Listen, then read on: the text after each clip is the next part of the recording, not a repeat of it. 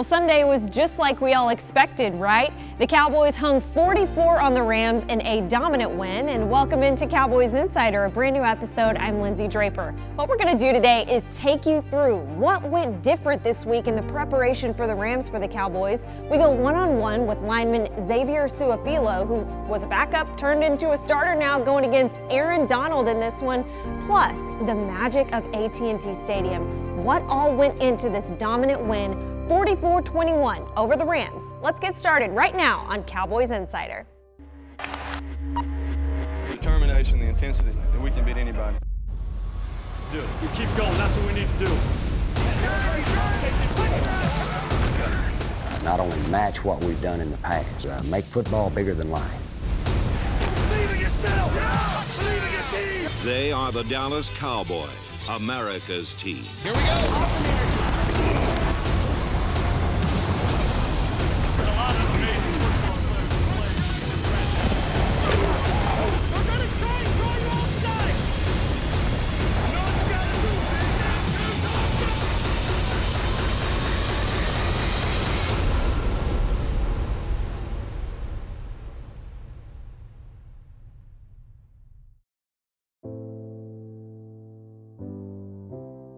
The Walter Payton NFL Man of the Year Award recognizes an NFL player for his excellence on and off the field. Over the course of his 7-year career in professional football, Travis Frederick has been one of the most active athletes in the community. The Block Not Hunger Foundation started when I was a young player here in Dallas. I knew that I wanted to do something. I knew I'd have a great platform. And what I wanted to do was find something where I can make an impact. And I was downtown helping pass out some meals at one point, and when I saw these kids coming through the line getting a meal and just being so excited that they were getting their first meal in quite some time, that's when it hit me that there's a huge issue with childhood hunger, especially in this city. When I get a chance to go into a school and see the children that are being directly affected by the funds that our supporters are providing. You go in there and you see when a child sees the pantry for the first time and knowing the implications that that has on not only their lives, but the lives of their families as well, it really is a special moment. Whether it's $1 or $50 or $100, whatever sort of donation that's being made, it's making a difference in the lives of these children.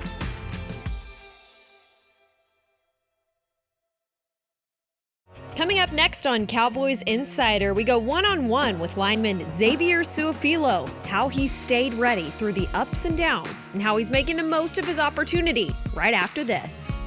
Cowboys Insider is brought to you by Academy Sports and Outdoors, the official sporting goods retailer of the Dallas Cowboys, AT&T, and by NFL Game Pass. You'll never miss a game again. Enjoy full access to coaches' film and game replays from Week 1 to the Super Bowl.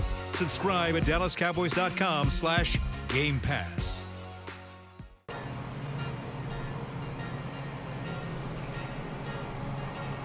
This segment is brought to you by the Dallas Morning News. Nobody does sports like Sports Day. Your home for complete Dallas Cowboys coverage.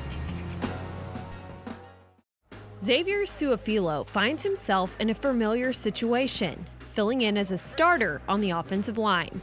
Su'a-Filo is starting at left guard after Connor Williams suffered a season-ending ACL injury to his right knee. It's almost like deja vu for him, because he filled in for Williams last year as well. Lucky for me, last year I stepped in, played a lot with, next to Tyron and different guys, and this year, really my first year playing next to Travis, but during training camp, I got a lot of those reps. Being able to work together as a unit and as five and how guys, play next to each other, I felt real comfortable. Although he got practice reps at training camp and throughout the first part of the season, Su'a-Filo says there's nothing quite like real game reps.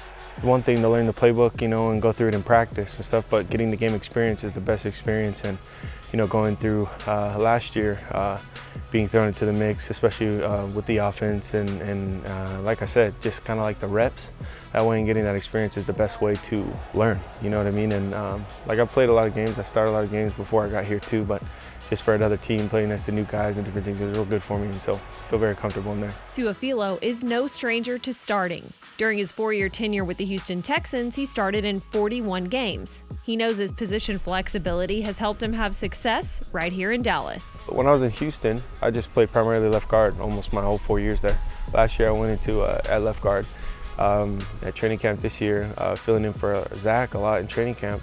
I got some real good experience at right guard too, and so I was able to be comfortable with both. And then back at left guard is something that I've been playing. I've been playing on the left side of the line my whole life. I've been told in the NFL, the more you can do, you know what I mean, the longer you stick around, and so I guess that rings true. Before becoming a starter, Su'a-Filo says he would practice each week with the mindset of one. Now that he knows he'll be lining up every game day, the only difference in his preparation is no longer preparing for what could happen, rather what will happen. Being in there as a starter, I'm able to, prepare that way, knowing that I'm going into it to play the whole thing. It like brings confidence. It's more just like the comfort of knowing, that you're going to be in there and being able to prepare that way.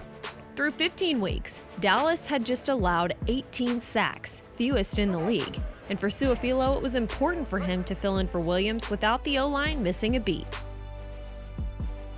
When you play next to somebody for almost the whole season, like Connor did with, Tyron and Travis, then they get into a rhythm, they get into a groove, and knowing where each other is going to be on a lot of different blocks and plays, and that, for me, is just making sure that same comfort is in there with those guys and that same in their head, just knowing that I'm going to do my job. I'm lucky we're a very tight-knit group, in the O-line, and always trying to help each other. And like I said, in training camp, a lot of those reps really helped me, to be able to get play next to Travis, because, last year I played next to Joe the whole time, and so building that chemistry and building that trust with guys and making sure you know your assignment all the time so they don't ever have to worry there's not a doubt in their mind, and that's the wonderful thing about offensive line is just that trust between the 5 guys, it goes deeper than just performance, it's knowing where you're going to be, it's knowing what to do, and it's, having confidence that everyone's going to execute at the highest level, and having each other's backs. Working together is about more than just trust. It's also about learning from those around you, especially when the other O-line starters have a combined 15 Pro Bowls. You can't really get that anywhere else, you know what I mean? Like to know that we have future Hall of Famers on our line, all-pro guys that have been all-pro since they've come out, guys on our line with the kind of wisdom and experience, that they have. You have to take advantage of it. I came out the same year as Zach. I'm in my 6th year. But when Zach talks and Zach does, coaches me up on something, I'm writing it down, I'm listening intently, because he's best guard in the NFL. You can't ever take that opportunity for granted, and being able to be coached and listen to these guys and have these guys as resources right there to help you do your job is incredible. And then, to play next to them, is like I said, there's that expectation that I'm stepping up and making sure I do my job, and I enjoy taking pride in that. Su'a-Filo also prides himself in his ability to do his job at a moment's notice, filling in for Williams both last year and this year. It's a cliche answer, but I'm a professional. Being able to step up when my number's called, that's my job. That's what I'm expected to do. When you're a starter, job is to do your job as a starter, and then when you're a backup, your job is to be ready to go in there and do your job like you were a starter as well. So it's just being professional and taking pride and having confidence in knowing that no matter what situation you're in, you're going to be prepared for it. The Cowboys will try to snap a 3-game losing skid against the Rams, and Su'a-Filo says the path to a win all starts with the offensive line. For us, we just got to execute at a high level, and, it starts in the trenches, and so if there's anything going on with us, then it's going to affect everything else. And so I think that it's just important that we know that we control what we can and we make sure that we do our jobs individually and collectively as a unit.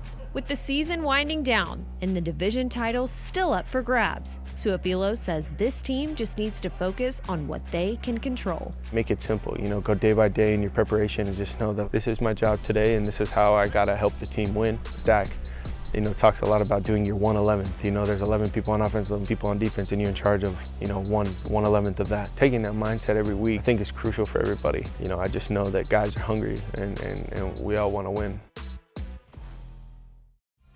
Coming up next on Cowboys Insider, we go inside the preparation for the Rams and the contrasting reality of momentum.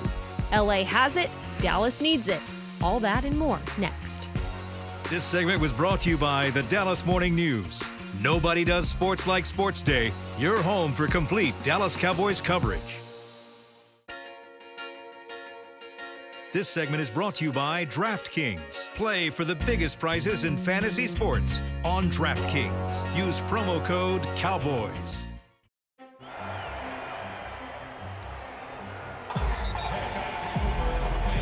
Yeah, I mean, we're below 500. I'm disappointed. I can't really speak for everybody else, but yeah, I mean, when you set goals at the beginning of the season, you know, it isn't to be 6 or 7 at this point. Anytime you lose 3 games in 11 days, it's you're very disappointed, very frustrated, and at the same time, you got to realize you have an opportunity in front of you. You know, so I think it was important for us to go back and watch it, see it, talk about it, and find ways to get better. I mean, that's the sole focus right now is we have to play better football, and the only way you can do that is you got to look yourself in the mirror. You got to be accountable to it, and now's not the time for much rah-rah talk or anything like that. We're just got to find a way to win a football game, and we got to improve. Even 16-year veteran Jason Witten knows this one against the Rams will not be easy. In fact, count it as maybe tougher than the Patriots, Bills, and Bears, because momentum is not on the Cowboys' side, but it's definitely in LA. The Rams put an end to the Cowboys' playoff hopes and dreams back in January of 2019. But even in the face of this rematch, the Cowboys are keeping one eye on the NFC East because their fate is in their hands. Rams running back Todd Gurley said it best this week, actually. He said, even though the Cowboys are in a bad place, they're in a better place than us. They're going to the playoffs. I mean, obviously thankful to still be in the position to control our destiny, but definitely hungry. As I said, just the focus part of focusing on each day, worrying about that rep and what we have, giving our attention on what's now, what's right now, and focusing on that and not worrying about 3 games left or who we got after this week. It's about today, it's about Thursday, and what we got to do on third down to beat the Rams. And don't tell Dak that this one doesn't matter when it comes to playoff chances. This team just needs a win for much more than their record. It's about confidence and momentum. I mean, we got to get a win. Yeah, we've got to get a win, and we got to play well. Simple as that. I mean, yeah, according to the playoffs and all that, it doesn't, I guess, but if we want to give ourselves a chance to win, and to win as we finish this season out, and to win in that tournament as you get there, you got to get momentum going. And momentum is something serious. We can get it on our side. This has been a streaky team in years, so you got to get that first one to get the second one. And that's kind of just the mindset of focus on the day. Let's focus on now. Let's focus on this week. Focus should already be at an all-time high. Shouldn't be a next level, you know, that we can get focused. We're 6 and 7, so definitely not comfortable there, and what they do really doesn't change anything in soccer. We're pros. Everybody knows the position we're in right now and what we have to do to get to where we want to go. Coming up next on Cowboys Insider, down to the sidelines at AT&T Stadium. Cowboys, Rams, right after this. This segment was brought to you by DraftKings. Play for the biggest prizes in fantasy sports on DraftKings. Use promo code Cowboys. This segment is brought to you by Academy Sports and Outdoors, the official sporting goods retailer of the Dallas Cowboys.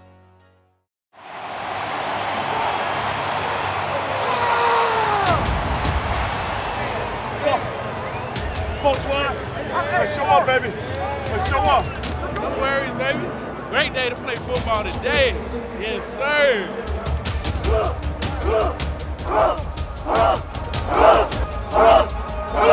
It ain't nothing to be said. It ain't nothing to be said.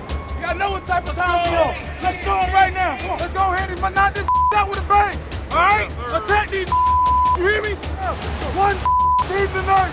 One mission. Win on 3. 1, 2, 3, win. Dallas is on the top. Let's kick. Yeah, no defense. Defense. You want to kick it. Kicking it that way. You defer the second half. Yes. Okay, you're going to kick. Which goal? You'll appreciate defending. Back to throw, 4-man rush, standing and throwing the ball to the right, and a nifty catch for Whit. Touchdown for the GOAT. Hell yeah. All day. Hey, catch your breath, y'all. Let's go back now. Prescott in the gun, fake. Now he's going to be rushed by Fowler. Steps back from that, throws deep down the field. Wide open at the 35. It's Tavon Austin. He's going to dance in.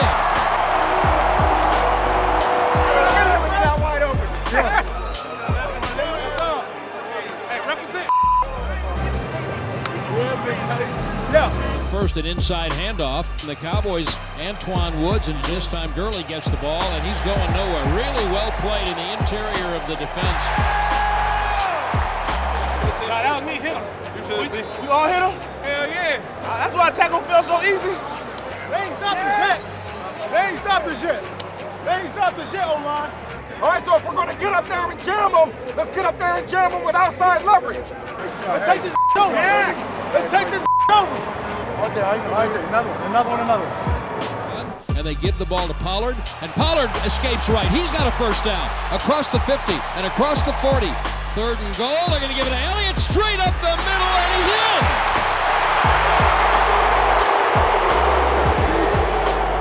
Way to catch Nick 21, man, baby. Hey, you set that up now. Hey, listen.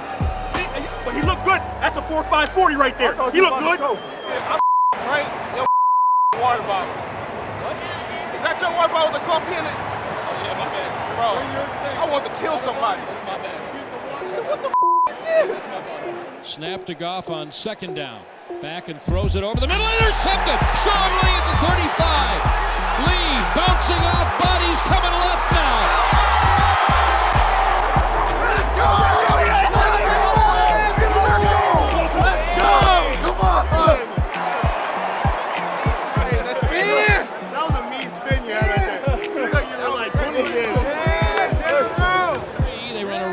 Handoff. Elliott broke through and walked the dog.